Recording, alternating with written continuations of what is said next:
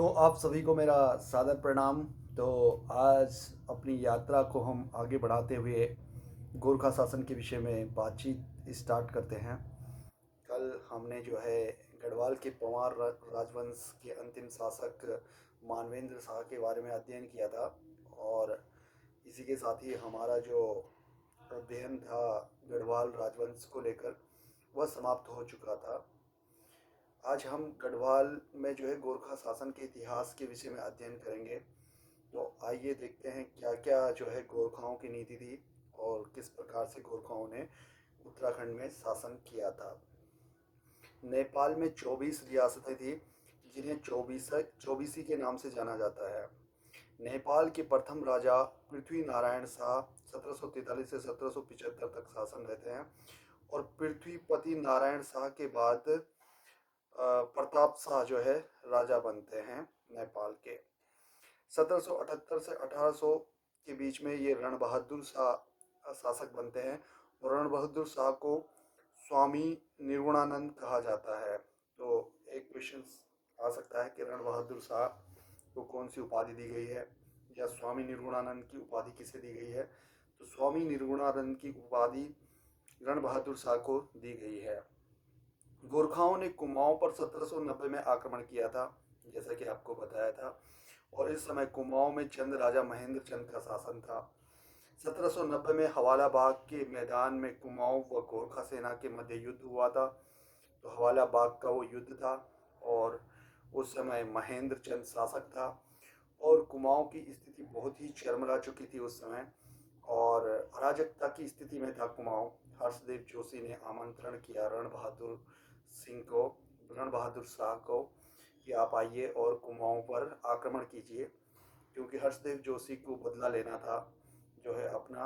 और साथ ही उसको एक लालसा भी थी कि वह जो है वहाँ पे किसी उच्च पद को प्राप्त कर ले। तो इसी तरह से 1790 में हवाला बाग के मैदान में जो है कुमाऊं व गोरखा सेना में युद्ध हुआ। और हर्षदेव जोशी को कुमाऊं का चाणक्य कहा जाता है। वैसे तो चाणक्य नहीं, इसको तो जयचंद कहना चाहिए, पर चलिए चाणक्य कहते हैं तो ठीक है। हर्षदेव जोशी को कुमाऊं का चाणक्य की उपाधि दी गई है। हर्षदेव जोशी चंपावत का राजा दीपचंद का दीवान था, जैसे कि आपको बताया था कल। जो चंदों की प्रशासनिक व्यवस्था थी उसमें हमने देखा था कि सबसे ऊपर राजा होता था और राजा के नीचे दीवान हुआ करते थे। तो दीवान था ये हर्षदेव जोशी और राजा दीपचंद का दीवान था। राहुल संकृत्यान ने हर्षदेव जोशी को विभीषण की उपाधि दी है। ये उपाधि उसको बहुत बढ़िया दी गई है। हर्षदेव जोशी को विभीषण की उपाधि जो है इसको दी है राहुल संकृत्यान ने। एटकिंसन ने हर्षदेव जोशी को स्वार्थी व देशद्रोही कहा है। जी हाँ, स्वार्थी और देशद्रोही बिल्कुल सही कहा है इनको। हर्षदेव जोशी को राज्य निर्माता किंग मेकर की उपाधि दी जाती है। तो किंग मेकर भी इनको कहा गया है। और हर्षदेव जोशी को हरकदेव जोशी भी कहा गया है। कुमाऊं में गोरखा सूबेदारों के विषय में अध्ययन करेंगे कि कौन कौन उसमें उस बीच में सूबेदार बने, क्या क्या उन्होंने कार्य किए। तो सबसे पहला जो कुमाऊं का सूबेदार बना था वह जोगमल शाह जो है कुमाऊं का प्रथम गोरखा सूबेदार था। कुमाऊं में गोरखाओं का पहला भू बंदोबस्त जो है मालगुजारी बाबत इसी के शासनकाल में हुआ था। तो पहला जो भू बंदोबस्त हुआ था कुमाऊं का, यह जोगमल शाह के शासनकाल में ही हुआ था। जोगमल शाह यानी कि गोरखा शासक, इसके शासनकाल में हुआ था पहला भू बंदोबस्त यहाँ पे। और मालगुजारी बाबत इसका नाम था भू बंदोबस्त का। दूसरे यहाँ पे जो गोरखा सूबेदार बनते हैं वह काजी नरसाई थे। काजी नरसाई के शासनकाल में मंगल की रात घटनाक्रम हुआ था। इस घटनाक्रम को नौकर नरसाही का मंगल कहा जाता है। तो काजी नरसाही के शासनकाल में एक बहुत बड़ी घटना हुई थी जिसे जो है मंगल की रात घटनाक्रम कहा जाता है। और इस घटनाक्रम को नरसाही का मंगल भी कहा जाता है। तो नरसाही का मंगल भी इस घटनाक्रम को कहा जाता है और काजी नरसाही के समय में यह घटना हुई थी। कुमाऊं का तृतीय शासक अजय सिंह थापा था। उसके बाद बमशाह चौधरी आते हैं। यह इन्हें भीम शाह भी कहा जाता है। बमशाह चौधरी को भीम शाह भी कहा जाता है। यह कुमाऊं का अंतिम सूबेदार था। 1806 से 1815 पर इसने जो है कुमाऊं में शासन किया था। तो बमशाह चौधरी या भीम शाह को आपने ध्यान रखना है। कुमाऊं का अंतिम सूबेदार था और 1806 से 1815 तक यहाँ पे शासन करता है। इसे बड़ा बमसा भी कहा जाता है, तो बड़ा बमसा बमसा चौतरिया को कहा जाता है। और बमसा ने ब्राह्मणों पर कुसही कर लगाया था। तो ऐसा एक शासक आया था जिसने ब्राह्मणों पर कुसही कर लगाया था, यानी कि सूबेदार था, ये सुब्बा कहा जाता था क्योंकि सूबेदार हुआ करते थे गोरखाओं के। तो बमसा ने जो है ब्राह्मणों पर कुसही कर लगाया था। गढ़वाल पर अब गोरखा शासन की बात करते हैं। वैसे तो बातें काफ़ी कर चुके हैं हम पहले भी, लेकिन दोबारा कर लेते हैं, कुछ अलग जानकारियां यहाँ से प्राप्त होंगी। गढ़वाल पर गोरखा शासन 1804 से 1815 तक रहता है। किंतु आपको जैसे कि बताया था 1791 में गढ़वाल पर प्रथम गोरखा शासन हुआ, गोरखा युद्ध हुआ था गढ़वाल और कुमाऊं के बीच में। लंगूरगढ़ युद्ध, जिसके विषय में हम काफ़ी बार चर्चा कर चुके हैं। ये लंगूरगढ़ युद्ध हुआ, लेकिन गढ़वाल शासक प्रथम शाह के जो है साथ जो है गोरखाओं की संधि हो गई। तो लंगूरगढ़ युद्ध के दौरान ही संधि हुई थी, जैसा कि आपको बताया था। यह संधि इसलिए हुई थी क्योंकि लंगूरगढ़ एक पहाड़ी पर स्थित है, जहाँ पे भैरव मंदिर भी है। हमारे घुमखाल से आगे कीर्तिनगर से ऊपर जो लंगूरगढ़ है, उसी लंगूरगढ़ की बात यहाँ पे हो रही है। तो वहाँ पे ऊपर जो है पहाड़ी सेना पर गढ़वाली सैनिक थे और नीचे से जो है गोरखा जो है आक्रमण कर रहे थे। तो हमें गढ़वाली सैनिकों को पहाड़ी पे ऊपर होने का, यानी कि शिखर पे होने का वेटेज मिला था, जिस कारण से ये गोरखा जो है पहाड़ी को पार नहीं कर पा रहे थे। और इसी वजह से जो है लास्ट में जो है गोरखाओं को संधि करनी पड़ी। और इस संधि में जो आगे बात हुई थी वो आगे बताऊंगा मैं। और इस संधि के तहत जो है गोरखाओं ने क्या किया था कि अपना एक राजदूत जो है गढ़वाल राजा के दरबार में छोड़ दिया था, ताकि उनको इन्फॉर्मेशन वहाँ से मिलती रहे कि गढ़वाल की क्या स्थिति चल रही है।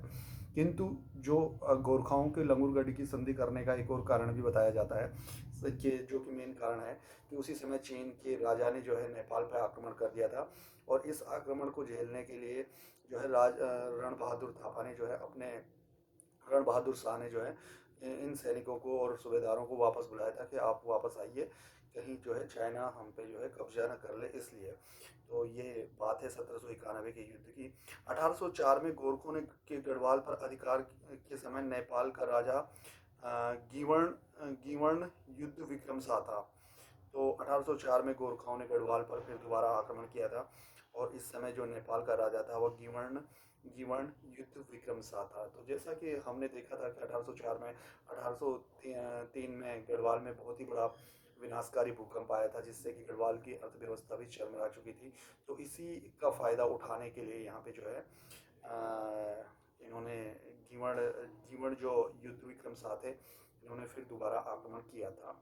तो इस आक्रमण में वो सफल रहे। माना जाता है कि मोलाराम जो गढ़वाली चित्रकार हैं, तो उन्होंने यहाँ पे हर्षदेव जोशी जैसी भूमिका निभाई थी। उन्होंने आमंत्रित किया था गोरखाओं को कि आप गढ़वाल पर आक्रमण किए करें, क्योंकि विभीषण नेपाल में ही नहीं गढ़वाल में भी थे। तो गढ़वाल के नेपाल में नहीं, कुमाऊं में ही नहीं, गढ़वाल में भी विभीषण थे। तो जैसे कि उधर हर्षदेव जोशी ये भूमिका निभा चुका था, तो इधर मोलाराम ने भी इस प्रकार का कृत्य किया था। जबकि बहुत बड़े कवि और बहुत बड़े चित्रकार हैं मोलाराम, लेकिन अपनी इस एक गलती की वजह से उन्होंने अपनी सारी छवि को खराब कर दिया था। गढ़वाल के गोरखा सूबेदार जो है गढ़वाल का पहला प्रशासक या सूबा अमर सिंह थापा को दिया गया था। तो पहला सूबा यहाँ पे जो है अमर सिंह थापा को दिया गया था गढ़वाल में 1804 में। अमर सिंह थापा की नियुक्ति रण बहादुर शाह ने की थी। रण बहादुर शाह वही रण बहादुर शाह जिनकी जो है पहले भी जिक्र आ चुका है। गंगोत्री स्थित गंगा माता मंदिर की स्थापना अमर सिंह थापा ने की थी। तो गंगोत्री में स्थित जो गंगा माता मंदिर है, इसकी स्थापना अमर सिंह थापा करते हैं। और रण बहादुर शाह की नियुक्ति अमर सिंह थापा ने की। द्वितीय सूबेदार इसका रणजोड़ थापा था। 1804 से 1805 तक गढ़वाल पर शासन करता है। और मोलाराम ने रणजोड़ थापा को दानवीर कर्ण की उपाधि दी है। तो देखो जी, मोलाराम वही मोलाराम जिनके विषय में अभी थोड़ी देर पहले बात हो गई है। तो रणजोड़ थापा की देखो कितनी तारीफ कर रहा है वो, कि ये जो है दानवीर कर्ण है। बताओ कौन सा दानवीर वाला काम किया होगा इसने, भगवान जाने। रणजोड़ थापा ने जो है विचारी जज व अविचारी अधिशासक पदों का सृजन किया। जबकि हकीकत यह है कि जो गढ़वाल के गोरखाओं का जो भी शासन था वो बहुत ही ज़्यादा क्रूर था। इनमें दानी कहना तो इसमें ये हो गया कि मतलब जो है आपको आप पानी बता रहे हो, वो वाली बात हो गई। हस्तिदल चौतरिया अगले शासक थे यहाँ पे गोरखाओं के। 1805 से 1808 तक शासन करते हैं गढ़वाल पे। हस्तिदल चतुरिया ने किसानों को तकावी ऋण दिए व लगान कम की। तो चलो, इन्होंने तकावी ऋण दिया था किसानों के लिए और इन्होंने लगान भी कम किया था किसानों पर। तो हस्तीदल चौधरी के बारे में आपको ध्यान ध्यान में रखना है कि इन्होंने तकावी ऋण जो है किसानों को दान दिया था, किसानों को तकावी ऋण दिया था और लगान कम की थी इन्होंने। मोराराम की एक रचना रण बहादुर चंद्रिका रणजोड़ थापा से संबंधित है। तो देखिए करने लग गए चाटुकारिता। जो मोराराम है अब इनके शासन में है, तो अब इन्हीं की गुणगान गाएंगे। तो मोराराम की एक रचना जो है रण बहादुर चंद्रिका है, रणजोड़ थापा से संबंधित है ये।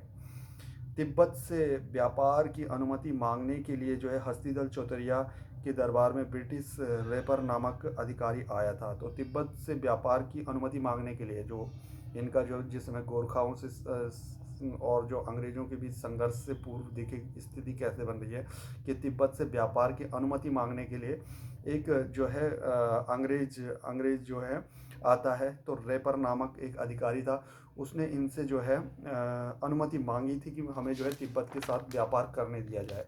जहाँ तक मेरा मानना है कि इनको अनुमति नहीं दी गई थी। तो ये एक खटास जो है अंग्रेजों और गोरखाओं के बीच बढ़ती जा रही थी। अगले जो शासक थे भैरव थापा थे 1808 से 1811। यह विलासी अत्याचारी और क्रूर शासक था। भैरव थापा देखिए विलासी अत्याचारी क्रूर शासक। काजी बहादुर शाह इसके बाद आते हैं 1811 से 1812। उसने जो है उर्वरता के आधार पर भूमि को निर्धारित किया। उर्वरता की दृष्टि से भूमि को 5 भागों में बांटा था। ये आपको जो है ध्यान रखने वाला क्वेश्चंस बन सकता है इसमें काजी बहादुर शाह के विषय में, कि 1811 से 1812 तक शासन करते हैं, किंतु यहाँ पे वो क्या करते हैं, बहुत बड़ा कार्य करते हैं। उर्वरता के आधार पर भूमि को जो है डिवाइड करते हैं 5 भागों में। अब्बल भूमि, दम भूमि, सोम भूमि, चाहर भूमि और सुखवासी भूमि। ये 5 भागों में डिवाइड किया है इन्होंने भूमि को। अब्बल भूमि, दम भूमि, सोम भूमि, चाहर भूमि और सुखवासी भूमि। ये उर्वरता के आधार पर काजी बहादुर शाह ने डिवाइडेड किया था यहाँ की भूमि को। गोरखाओं की कर प्रणाली को देखें, देखें इनके भी कर जो है भयंकर थे कि ये क्या करते थे, टीका या भेंट कर था इनका, विवाह शुभ अवसरों पर लिया जाने वाला कर था ये। सैन्य फागुन कर इनका उत्सवों के समय लिया जाने वाला कर था। पुंगड़ी कर ये भूमि कर, जिसे पुंगड़ी हम लोग बोलते हैं कि कितने पुंगड़े हैं तुम्हारे, तो पुंगड़ी कर यानी कि भूमि कर जो है पुंगड़ी कर कहलाता था। तान कर कपड़ों पर लगने वाला कर था। मरो कर पुत्रहीन व्यक्ति से लिया जाने वाला कर था। देखिए कितना गंदी बात है यार, जिसका पुत्र नहीं है तो उससे वो मरो कर ले रहे हैं। बहता कर छिपाई गई संपत्ति पर लिया जाने वाला कर था बहता कर। मोकर प्रति परिवार से लिया जाने वाला कर था। ये मोकर दोनों जगह सेम है, यानी कि चंद शासन में भी और ये इधर भी जो है गोरखाओं ने भी ये मोकर लिया था। अधीन दफ्ती कर, अभी अधीन दफ्ती कर जो है खस जमींदारों से लिया जाने वाला कर था। अगर क्वेश्चन आएगा कि खस जमींदारों से लिया जाने वाला कर कौन सा था, तो अधीन दफ्ती कर था। गंगा मांगा कर, सॉरी मांगा कर जो है इनका युद्ध के समय दिया जाने वाला कर था। तो मांगा कर इनका युद्ध के समय दिया जाने वाला कर था। मिझारी कर जो है जगरी ब्राह्मणों से लिया जाता था, जगरी ब्राह्मणों से ये भी कर ले रहे थे। और रहता कर गांव छोड़कर भागने वालों के से लिया जाता था। ये बहुत बढ़िया है। अगर ये कर अभी भी होता तो पलायन रुक जाता उत्तराखंड का। तो रहता कर इनका था, गांव छोड़कर अगर कोई जाना चाह रहा है तो उसको जो है रहता कर देना पड़ता था। कुसई कर ब्राह्मणों पर जमीन हथियाने पर लगने वाला कर था कुसई कर। तो कुसई कर जो था वो ब्राह्मणों पर जमीन हथियाने पर लगने वाला कर था। इसके बाद आता है दोनिया कर, पहाड़ी पशु चारकों से लिया जाता था ये दोनिया कर। घी कर था, पशुपालकों पर पड़ता था ये घी कर। इसके बाद आता था तिमरी कर। यह कर गोरखा फौजदारों व सूबेदारों से को दिया जाता था। तो तिमरी कर जो है गोरखा फौजदारों व सूबेदारों को दिया जाता था। तिमरी कर गोरखा फौजदारों को जो है 4 आना और सूबेदारों को 2 आना दिया जाता था। इसके बाद शायर कर आता है, शायर कर था सीमा कर। गोरखा जो सैन्य प्रणाली थी, गोरखाओं की सत्ता सैनिक शासन पर आधारित थी। गोरखा सेना 2 प्रकार की थी, एक स्थायी और एक अस्थायी, 2 प्रकार की सेना रखते थे। गोरखाओं की जो न्याय प्रणाली थी, सबसे भयंकर इनकी न्याय प्रणाली थी। मुकदमों का कार्य जज विचारी करता था। तो मुकदमों जो कार्य था उसे कार्य जज था, जो जो मतलब मुकदमों को देखता था, वो जज जो है विचारी कहलाता था। गोरखाओं ने पहली अदालत अल्मोड़ा में स्थापित की थी। अल्मोड़ा में इन्होंने पहली अदालत स्थापित की। गोरखाओं की स्थायी सेना को जागचा कहा जाता था तथा अस्थायी सेना को दागचा कहा जाता था। तो ध्यान रखना है आपने कि स्थायी सेना को ये जागचा कहते थे और अस्थायी सेना को दागचा कहा करते थे। गोरखा शासनकाल में निम्न न्याय व्यवस्था प्रचलन में थी। गोलादीप, तराजू दीप, कढ़ाई द्वीप, गोरखा शिल्प कढ़ाई द्वीप हो गया, तीर का द्वीप और घात का द्वीप भी था इनका, और बोकटी हरिया द्वीप और न्याय का द्वीप था ये। तो गोरखा शिल्पकारों को कर्मी कहते थे, गोरखा सुनारों को सुनवार कहते थे, गोरखा दासों को कटवा कहते थे। गोरखा शासन में गवाहों से हरिवंश की कसम खिलवाई जाती थी। जो जो गवाह होते थे, जैसे कि हम गीता की कसम खाते हैं, तो ये जो है हरिवंश की कसम खिलवाते थे गवाहों से। गोरखा शासन में दंड जो प्रणाली थी, देशद्रोह के लिए मृत्यु दंड था, हत्या करने पर पेड़ से लटका दिया जाता था, और यदि ब्राह्मण हत्या का दोषी पाया जाता था तो उसे देश निकाला दिया जाता था। आत्महत्या करने वाले व्यक्ति के परिवार पर जुर्माना लगाया जाता था। आत्महत्या करने वाले व्यक्ति के परिवार पर जुर्माना लगाया जाता था, मतलब आत्महत्या भी कर ली, उन पर जुर्माना भी लग गया। अब ब्रिटिश गोरखा संघर्ष देखिए, ये बड़ी इंटरेस्टिंग है। 1784 में सर्वप्रथम गोरखों ने अंग्रेज सीमा पर घुसपैठ की। देखिए स्थिति कैसी बन रही है इनकी। 1784 में सर्वप्रथम गोरखों ने क्या किया, अंग्रेजी सीमा पर घुसपैठ करना शुरू कर दिया।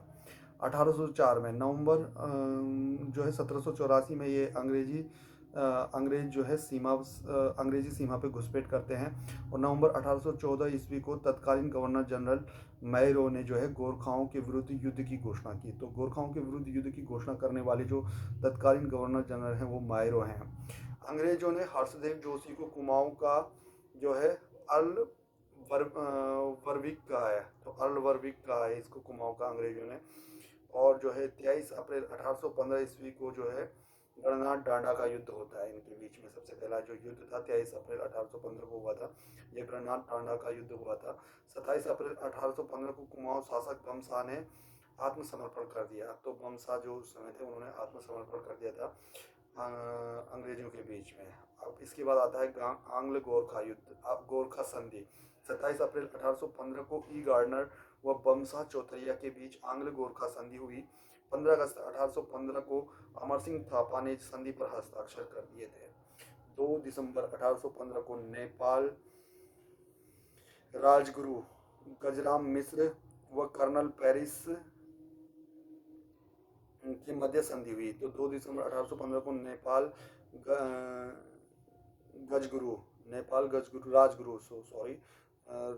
का जो राजगुरु था वह गजराम मिश्र था, और कर्नल पेरिस के बीच में जो है पेरिस ब्रेंडिस के बीच में जो है संधि हुई थी। और 4 मार्च 1816 को नेपाल सरकार ने संगोली की संधि की पुष्टि की थी। तो 4 मार्च 1816 को जो है संगोली की संधि होती है इनके बीच में। संगोली की संधि आंग्ल गोरखा संधि भी इसे कहा जाता है। 4 मार्च 1816 को फाइनली इनका जो है डिसाइडेड हो गया कि अब उत्तराखंड और भारत के जितने भी इन्होंने जगह हड़पी है गोरखाओं ने, उनको छोड़कर जाएंगे। संधि के तहत नेपाल को 1/3 इलाका ब्रिटिश भारत के अधीन कर देना पड़ा। तो संधि के तहत जो है नेपाल को 1/3 इलाका जो है ब्रिटिश भारत के अधीन कर देना पड़ा। और इस इलाके में पूर्वी छोर पर स्थित दार्जिलिंग, दक्षिण पश्चिम क्षेत्र में बसे नैनीताल, कुमाऊं तथा गढ़वाल के अलावा कुछ तराई इलाके भी शामिल थे। संधि के अनुसार काठमांडू में एक ब्रिटिश प्रतिनिधि की नियुक्ति तथा ब्रिटेन सैन्य सेवाओं में गोरखाओं को नियुक्त किया जाना सम्मिलित था। तो जैसे कि हम आप आजकल देखते हैं कि एक गोरखा रेजिमेंट हम लोगों के पास है, तो ये शुरुआत अंग्रेजों ने ही की थी, क्योंकि अंग्रेजों ने देखा कि ये गोरखा लोग युद्ध में बड़े चतुर और जो है फुर्तीले होते हैं और डरते नहीं हैं, तो इस वजह से इन्होंने जो है अपनी सेना में रखना इनको शुरू कर दिया था। पहला ब्रिटिशकालीन भूबंदोबस्त ई गार्डनर के काल में हुआ था, और GW ट्रेल ने 1816 में संपूर्ण उत्तराखंड में डाक सेवा लागू की। देखिए अब शुरू हो चुकी है यहाँ पे ब्रिटिशकालीन व्यवस्था। पहला ब्रिटिशकालीन भूबंदोबस्त ई गार्डनर के द्वारा किया गया था। ये ई गार्डनर प्रथम जो है उत्तराखंड के पहले गवर्नर जनरल थे। उत्तराखंड के पहले गवर्नर जनरल थे। तो GW ट्रेल ने 1816 में संपूर्ण उत्तराखंड में जो है डाक सेवा लागू की। तो 1816 में अल्मोड़ा जिले की स्थापना की गई। 1816 में ध्यान रखना अल्मोड़ा जिले की स्थापना हुई थी। अब उत्तराखंड में ब्रिटिश कमिश्नरों के विषय में हम पढ़ेंगे। ये कमिश्नर होते थे, तो उत्तराखंड के ब्रिटिश कमिश्नरों के विषय में आगे अध्ययन करेंगे, कौन कौन से यहाँ पे कमिश्नर हुए। सबसे पहला कमिश्नर यहाँ पे ई गार्डनर हुआ 1815 से 1816 तक, मात्र 1 साल तक ये कमिश्नर रहा और पहला भूबंदोबस्त इसी के काल में हुआ था। तो पहला भूबंदोबस्त ई गार्डनर के काल में हुआ था। इसके बाद JW ट्रेन आ जाते हैं यहाँ पे। ट्रेल 1816 से 1835 तक शासन करते हैं ट्रेल।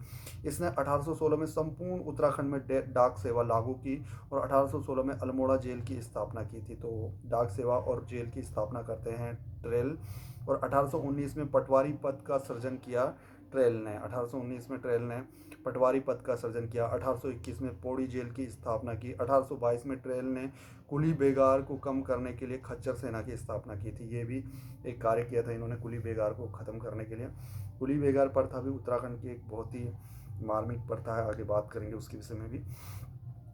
तो 1822 में ट्रेल ने जो है कुली बेगार को कम करने के लिए खच्चर सेना की स्थापना की थी। एक्चुअल में होता क्या था कि जो हमारे उत्तराखंड के लोग थे उनको जो है ब्रिटिश अधिकारियों का सामान ढो करके ले जाना पड़ता था एक स्थान से दूसरे स्थान पर, जिसके बदले उन्हें कुछ नहीं मिलता था, कुछ भी नहीं। तो इसके लिए इससे संबंधित कुली बेगार आंदोलन भी हुए थे और लास्ट में सफल भी हुए थे हमारे लोग कुली बेगार आंदोलन में। तो सरयू नदी के तट पर जो है ये कुली बेगार से संबंधित रजिस्टर बहाए थे। फिर उन्होंने बहुत बड़ी कहानी है, बताऊंगा आपको जब इसका समय आएगा। तो 18 इन्होंने फिर इसको कम करने के लिए उस आंदोलन, उस समय लोग जो है इनको भी बुरा लगा कि यार ट्रेल को कि यहाँ पे जो है कुली बेगारी इनको देनी पड़ती है। तो इन्होंने सोचा कि हम एक खच्चर सेना की शुरुआत करेंगे जिससे कि जो है कुली बेगार प्रथा ख़त्म हो जाए। तो 1822 में ट्रेल ने कुली बेगार को कम करने के लिए खच्चर सेना की स्थापना की थी।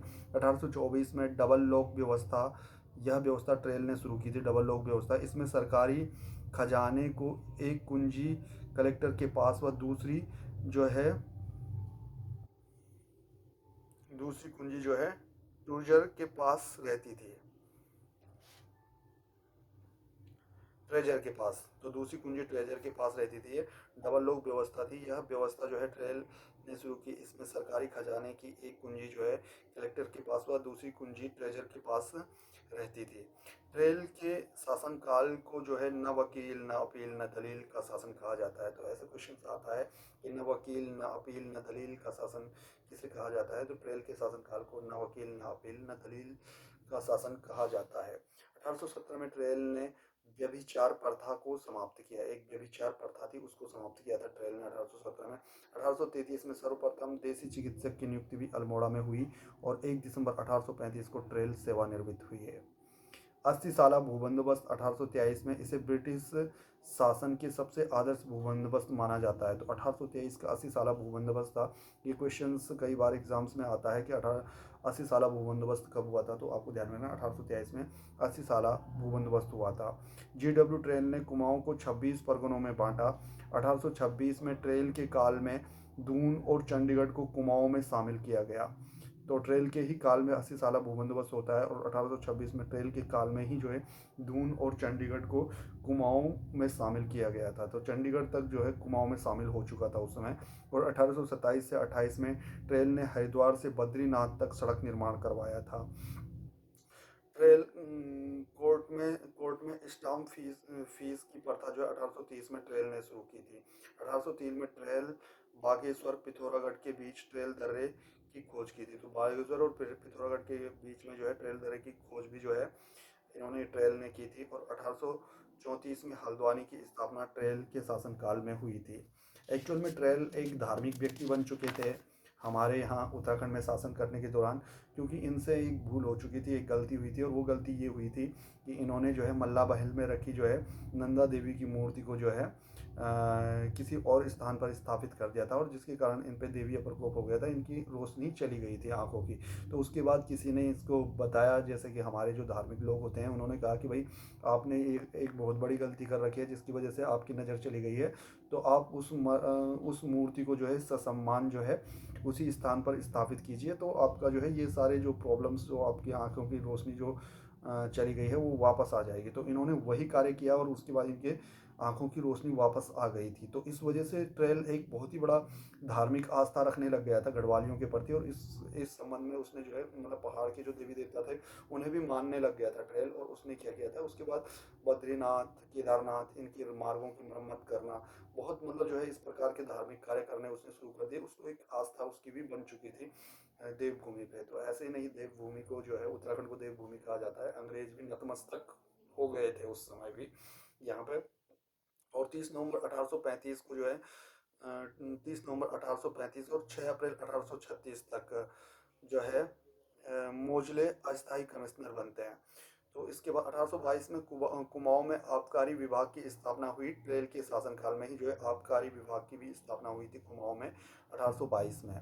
इसके बाद जब ट्रेल रिटायरमेंट हो जाते हैं तो 30 नवंबर 1835 से 6 अप्रैल 1836 तक मोजले जो है अस्थायी रूप से कमिश्नर बनते हैं। और इसके बाद आते हैं कर्नल गोयन 1836 से 1838 तक शासन करते हैं उत्तराखंड में। कर्नल गोवान कहते हैं इनको, कर्नल गोवान या गोयन भी आता है इनका नाम। कर्नल गोयन ने उत्तराखंड में दास प्रथा, बाल विक्रय व महिला विक्रय प्रथा का अंत किया व उन्हें अपराध घोषित किया। देखिए, जब अंग्रेज उत्तराखंड में आए तो जो गोरखों ने यहाँ पे जो नीति थी गोरखाओं की, उन्होंने क्या किया था, दास प्रथा यहाँ पे शुरू कर रखी थी अंग्रेजों ने। बाल विक्रय, महिला विक्रय प्रथा जो है ये गोरखाओं के समय हुई थी। क्योंकि गोरखा क्या करते थे, उत्तराखंड के लोगों से बहुत ज़्यादा कर वसूल करते थे, और जब लोग कर नहीं दे पाते थे तो मजबूरन उनको अपनी मतलब जो है बच्चों तक को बेचना पड़ता था, अपनी बेटियां तक बेचना पड़ता था, और तब जाकर के ये गोरखाओं के कर चुकाते थे। तो ये इतनी भयंकर स्थिति उत्तराखंड में गोरखा शासन में रही है। तो कर्नल गोयल जब जब जो है यहाँ के जो है कमिश्नर बनते हैं कुमाऊं के, तो उसके बाद ये क्या करते हैं, दास प्रथा, बाल विक्रय व महिला विक्रय प्रथा का अंत करते हैं और इसे अपराध घोषित करते हैं। कर्नल गोयन के काल में न्याय की गोलादीप व्यवस्था समाप्त की गई। जो न्याय की जो गोलादीप की व्यवस्था थी, इन्होंने इसको समाप्त कर दिया था। और 1826 में दास्ता पर पूर्ण प्रतिबंध कर्नल गोयन के काल में लगाया गया था। 1826 में दास्ता पर पूर्ण प्रतिबंध लगा देते हैं कर्नल गोयन। और इससे संबंधित क्वेश्चन आता है कि दास प्रथा और बाल विक्रय, महिला विक्रय, इन चीज़ों का से संबंधित जो भी कानून बनाए तो कर्नल गोयन ने बनाए थे, इन पर प्रतिबंध लगाया था। 1837 में कर्नल गोयन के काल में अल्मोड़ा थाना की स्थापना भी होती है। तो अल्मोड़ा में थाने की स्थापना भी आपको ध्यान में रखना है, कर्नल गोयन के काल में ही होती है। इसके बाद अगले जो कमिश्नर आए, George Thomas Lushington. George Thomas Lushington 1839 में कुमाऊं कमिश्नरी से पृथक गढ़वाल जनपद गठित गठित किया इन्होंने, व इसका मुख्यालय श्रीनगर बनाया। तो देखिए, जॉर्ज जो टॉमस लूसिंगटन थे, इन्होंने 1839 में कुमाऊं कमिश्नरी से पृथक गढ़वाल जनपद गठित किया। तो 1839 में हमारे गढ़वाल जनपद की भी स्थापना हो चुकी थी और इसका मुख्यालय श्रीनगर को बनाया गया था। 1840 में जो है जॉर्ज लूसिंगटन के शासनकाल में ही जो है 1840 में पौड़ी जनपद का गठन किया गया। अब ये लगातार जो है सुधार कर रहे हैं उत्तराखंड में। पहले जो है इन्होंने गढ़वाल जनपद की स्थापना की, फिर उसके बाद पौड़ी जनपद को इससे अलग करके पौड़ी गढ़वाल जनपद बनाया। इसे ब्रिटिश गढ़वाल का मुख्यालय भी बनाया। फिर पौड़ी को 1840 में इन्होंने जनपद बनाने के साथ साथ ही ब्रिटिश गढ़वाल का मुख्यालय भी पौड़ी को बना दिया था। 1843 में ये नैनीताल में थाना स्थापित करते हैं लूसिंगटन। और 1863 में विकेट भू बंदोबस्त विकेट द्वारा कराया गया था। तो विकेट आते हैं इसके बाद 1863 में, और भू बंदोबस्त कराते हैं, तो इसे विकेट भू बंदोबस्त कहा जाता है। और 1863 में रेमजे के शासन काल में कराया गया था ये। तो विकेट भू बंदोबस्त जो था वो रेमजे के शासन काल में होता है, और विकेट के द्वारा ही ये कराया जाता है 1863 में। इस भू बंदोबस्त में प्रथम बार भू वैज्ञानिक पद्धति का प्रयोग किया गया। वह विकेट ने भूमि को 5 भागों में बांटा था। अब यहाँ पे देखिए, 5 भागों में हमारे विकेट भी इसको बांट रहे हैं, जैसे कि गोरखा शासक ने बांटा था। तो इनका जो भूमि थी वह आज भी जो है मान्य है उत्तराखंड में। एक है तराऊ भूमि, उपराऊ भूमि, अव्वल अव्वल उपराऊ, दोयम, कटीली या इजराइन भूमि। तो भूमि को इन्होंने 5 भागों में बांटा। नंबर 1 तराऊ भूमि, नंबर 2 उपराऊ भूमि, नंबर 3 अव्वल उपराऊ भूमि, नंबर 4 दोयम भूमि, और नंबर 5 में थी कटीली व इजराइन भूमि। 1843 में नैनीताल नगर बनता है। तो नैनीताल नगर की स्थापना जो है 1843 में होती है। 1848 में अल्मोड़ा में लूसिंगटन की अध्यक्षता में डिस्पेंसरी कमेटी गठित की गई। तो ध्यान रखना, नैनीताल का गठन भी जो है लूसिंगटन के शासनकाल में होता है, और 1848 में अल्मोड़ा में लूसिंगटन की अध्यक्षता में डिस्पेंसरी कमेटी भी बनती है। अब ये स्वास्थ्य की ओर भी सुधार कर रहे हैं उत्तराखंड में। और 25 अक्टूबर 1849 को जॉर्ज टॉमस लूसिंगटन का पद पर रहते हुए नैनीताल में आकस्मिक निधन हो जाता है। इसके बाद आते हैं जॉन हेलिन बेटेन। जॉन हेलिन बेटेन इसके बाद अगले शासक हैं, अगले कमिश्नर हैं। बेटेन ने 1840 में गढ़वाल में, 1844 में कुमाऊं में, तो ब्रिटेन ने क्या किया, बेटन ने क्या किया, 1840 में गढ़वाल व 1844 में कुमाऊं में भूबंदोबस्त कराया। इसमें खसरा सर्वेक्षण पद्धति का प्रयोग किया गया। तो खसरा खसोनी जो हम देखते हैं, तो उस समय 1840 में जो है जॉन बेटन के समय में ही जो है, जॉन हेलिन बेटन के समय में जो है 1844 में कुमाऊं में और 1840 में गढ़वाल में जो है खसरा पद्धति सर्वेक्षण का प्रयोग किया गया था। अक्टूबर 1855 में अल्मोड़ा से कमिश्नरी को नैनीताल स्थानांतरित किया और नैनीताल को कुमाऊं कमिश्नरी का मुख्यालय बनाया गया। तो नैनीताल को कुमाऊं कमिश्नरी का अब मुख्यालय भी बनाया गया है। हेरिन बेटन के काल में असिस्टेंट कमिश्नर स्टेपी द्वारा गढ़वाल में लोहे का प्रथम सस्पेंशन पुल बनाया गया था। तो सस्पेंशन पुल का निर्माण भी किया गया। तो हेरिन बेटन के काल में ही हुआ था। ये असिस्टेंट कमिश्नर थे इस समय ये, और इन्होंने जो है गढ़वाल में जो है लोहे का प्रथम सस्पेंशन पुल भी बनाया था, जो झूला पुल टाइप के जो होते हैं। इसके शासनकाल को कुमाऊं का कमिश्नरी का स्वर्ण काल भी कहा जाता है। तो अगर आएगा कुमाऊं कमिश्नरी का स्वर्ण काल किसके शासनकाल को कहा जाता है, तो आपको जो ध्यान रखना है कि जॉन हेलिन बेटन के काल को कुमाऊं कमिश्नरी का स्वर्ण काल कहा जाता है। इसके शासनकाल को कुमाऊं कमिश्नरी का स्वर्ण काल कहा जाता है। बेटन ने 20 साल के लिए 8वां भूबंदोबस्त करवाया था। तो 20 साल भूबंदोबस्त इसे कहा जाता है। ये 20 साल के लिए बेटन के द्वारा कराया गया था। अगले जो कमिश्नर हैं वो हेनरी रैमजे हैं। हेनरी रैमजे 1857 की क्रांति के समय कुमाऊं कमिश्नर थे। एक क्वेश्चन ये बन सकता है और बनेगा जरूर किसी न किसी एग्जाम में कि 1857 की क्रांति के समय जो है कुमाऊं कमिश्नर कौन थे। तो हेनरी रैमजे को आपको ध्यान में रखना है। 1857 की क्रांति में एक कुमाऊं कमिश्नर थे। 1848 में रैमजे ने कुष्ठ रोगियों के रहने हेतु पत्थर के छोटे छोटे मकानों का निर्माण करवाया। रैमजे ने 1850 में रामनगर नैनीताल को बसाया। 1854 में रैमजे ने कुष्ठ आश्रम और चिकित्सालय का निर्माण कराया। 1858 में पादरी विलियम बटलर ने नैनीताल में भारत के प्रथम मेथोडिस्ट चर्च की स्थापना की। और ध्यान रखना, प्रथम मेथोडिस्ट चर्च की स्थापना करने वाले जो है 1858 में पादरी विलियम बटलर थे। हिल साइड सेफ्टी कमेटी 1867 में नैनीताल में प्रथम भूस्खलन रैमजे के शासनकाल में हुआ था। तो ध्यान रखना, हिल साइड सेफ्टी कमेटी 1867 में क्या हुआ था, नैनीताल में प्रथम भूस्खलन रैमजे के शासनकाल में हुआ। और भूस्खलनों के कारण जनता व पर्वतों को सुरक्षित रखने के लिए हिल साइड सेफ्टी कमेटी का गठन किया गया था। यह 1867 में किया गया था। तो यहाँ पे जो है भूस्खलन की सुरक्षा के लिए हेनरी रैमजे के शासनकाल में जो है एक कमेटी का गठन किया गया था, जिसे हिल साइड सेफ्टी कमेटी कहा जाता है। और 1867 में इसकी स्थापना की गई थी।